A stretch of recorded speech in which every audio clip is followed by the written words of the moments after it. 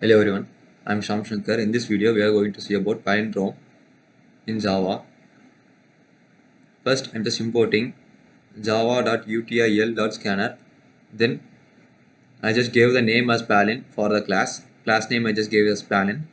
The public static void main string.args. Then, string original comma reverse is equal to object because we are giving the object of the class object of class strings string class. Scanner in is equal to new scanner. We are getting an input from the user, so we are giving this because this is a palindrome. It should be like the if we give a name, example, if we give a string name, it should be equal to the reverse of the string name, so that we are checking its reverse or not, checking reverse or not. For int length is equal to original dot length. For int I is equal to length minus 1 semicolon 1 less greater than or equal to 0 I minus minus. If this condition is true, reverse is equal to plus is equal to reverse is equal to plus reverse plus original dot character ati. If string dot equals reverse, this prints. Otherwise, it prints that system out print entered string is not a palindrome. We can just run the program and check, verify it. Just asking enter string. I'm just giving a non-palindrome number, which is 1 2 3. It just shows that it is not a palindrome. If I give a palindrome number 1 to 1, it just shows that it's a palindrome. Now we can see the pattern to be star, pattern in star. For that, I just imported java.util.scanner public class pattern public static void main string args. Scanner is equal to new scanner, because we are creating a scanner, creating a new scanner object here. To get the number of rows from the user, we are getting an input from the user, so we are using this line. Int rows is equal to scanner dot next int scanner dot out dot print ln is equal to printing the pattern. For int I is equal to 1 less than or is equal to rows I plus plus, print space in the decreasing order. That means it just prints the space in the decreasing order. For if this condition is true, it just prints the space over here over the output. To print the star, we are just introducing for I print k1 semicolon k is less than or equal to I star 2 minus 1 k plus plus system out print star system out print println scanner close, because we are closing the scanner, then we are closing the brackets. Now we just run the code and see. Just asking for the number, I am just giving it as 4, just printing it for 4.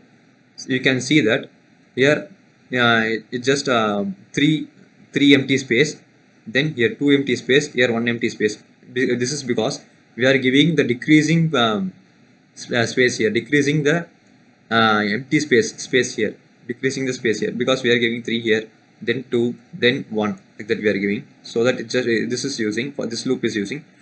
After that, for this increasing, so we are for this loop is being used here.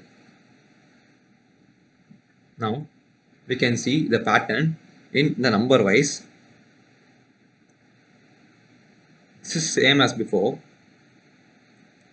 I just imported scanner, then public class pattern, I have given the class name as patterns, then public static void main string arrays args scanner is equal to new scanner. To get the number of rows from the user, we are using this line.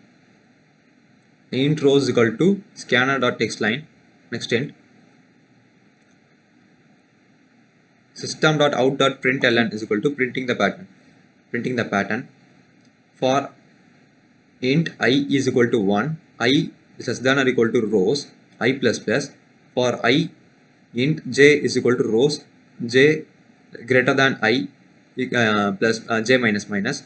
System out print just prints as empty space. For k, uh, for int k is equal to 1, k greater than or equal to k is less than or equal to I, k plus plus. System out print k, because k is just a number we are giving that. System out you can just run the program and see. Just asking the number of rows needed to be printed. I'm just giving as usual 4. You can see that the numbers are printed over here and the remainings are empty as the before. 3 space, 2 space, 1 space. This is because of this loop. Now we can see about the electricity bill. How to make an electricity bill in the Java. We can see that. For that, same as before, I just imported scanner. Then the class name is I just given as electricity bill.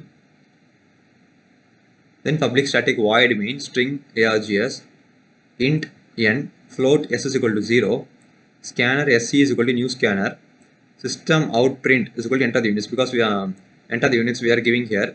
It shows that in the output enter the units. We are giving the input in that for enter the units. N is equal to sc dot next int sc close while n is greater than 0, while the readings is greater than 0. If it comes to if condition, if n is greater than 500, it just comes for this loop. Otherwise it goes for elif. If it's greater than 300, it just checks here. If it's greater than 300, this else if loop is being performed here. Otherwise it just goes for 100. If it's greater than 100, it just checks here and does the program over here. Otherwise it's just comes for this condition and checks the condition and runs this condition. Now let's run the program, enter the units. I'm just giving it as 500. You can see that total cost is 1275.0, because I'm just giving it as a float here. So just printing in the float number. 500 I are given. So if condition is performed here. Now we can see the calculator program. The calculator program, I just imported Java scanner as it is before, and public class calculator. I've just given the class name as calculator. Then int num is equal to int num1 is equal to 0, 2 is equal to 0, option x do I'm just using here. Scanner sc is equal to new scanner. System out print enter the choice from the following menu, because just shows the number of functions here. So that's functions we are giving here, so that we are giving and here the number. So we can, if we give 1, just perform addition. Just give 2, it just perform subtraction. Just 3 multiplications and so on. So that's where we are giving, because we are giving an option, so that we are using this.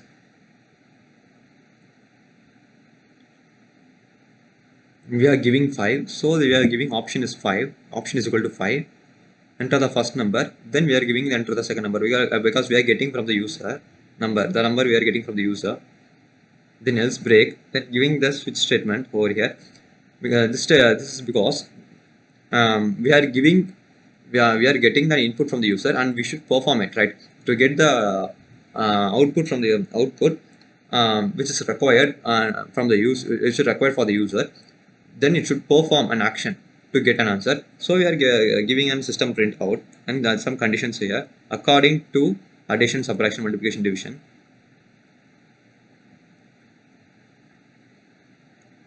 Which is just for case 5, because we are giving till case 5. then it just exits out. Now let's just program, run the code, enter the choice. I'm just giving 1, enter the first number 50, second number 50, just shows 100. Do you want to say it's continue or not? I'm just giving yes. Then subtraction 50, 20,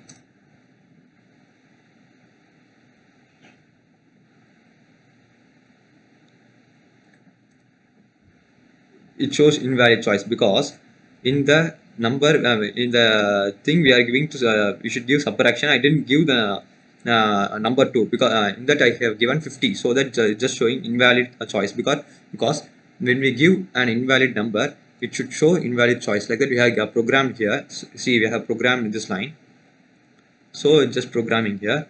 Now let's continue and get subtraction. First number 50, second number 20, just showing 30. Do you want to continue showing? I'm just giving no. That's all, guys. It just printed over here and stopped. Thank you, guys.